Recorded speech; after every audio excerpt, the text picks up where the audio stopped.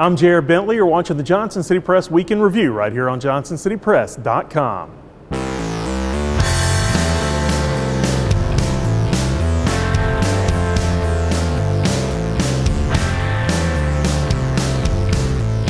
The victim of a drug-related robbery committed by 5 people pleaded guilty in Washington County Criminal Court last week for killing one of his attackers.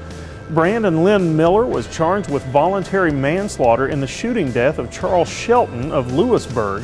4 counts of attempted voluntary manslaughter, 1 count of employing a firearm during the commission of a dangerous felony, 4 counts of employing a firearm during an attempt to commit a dangerous felony, and 3 counts of being a felon in possession of a firearm.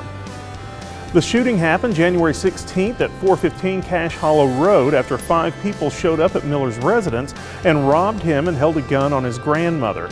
When the 5 fled the scene, Miller got a gun and shot at the fleeing people. Shelton was shot and killed while the other 4 drove off.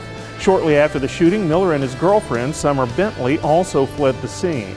They were later arrested in Seymour after a chase and a 3-hour standoff with officers from multiple police agencies. Bentley was charged with accessory after the fact. Elizabethton police were called to Travelers Inn on West Elk Avenue Thursday afternoon after receiving a complaint of a lodger refusing to check out of his room. As officers arrived at the motel shortly after 2:30 p.m., the man barricaded himself in the room, leading police to cordon off the motel, evacuate adjacent rooms, and close neighboring Mill Street as a safety precaution. A few moments later, a shot was fired from inside the room. After attempts to communicate with the man went unanswered, the officers entered the room and discovered he had shot himself. The incident had initially been described as a shootout, but police later indicated only the 1 shot was fired. State Senator Rusty Crowe announced Friday he will soon pick up papers to qualify as a Republican candidate for the 1st District seat now held by retiring U.S. Rep. Phil Rowe. A 30-year veteran of the Tennessee General Assembly, Crowe said he decided to get into the race for Congress after talking to his family, hearing from constituents, and being encouraged to do so by residents throughout the 1st District.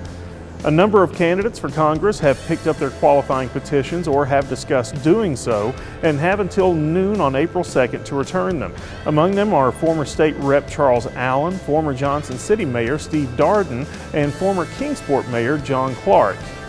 As of Friday, at least 2 Republican candidates have picked up qualifying papers in Sullivan County for the 1st District race.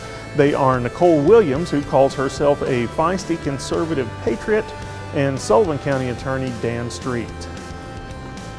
And that'll wrap things up here. Happy Valentine's Day, everyone. I hope the weather is good this weekend and you're able to enjoy it to the fullest. This has been the Johnson City Press Week in Review. I'm Jared Bentley. Thanks for watching.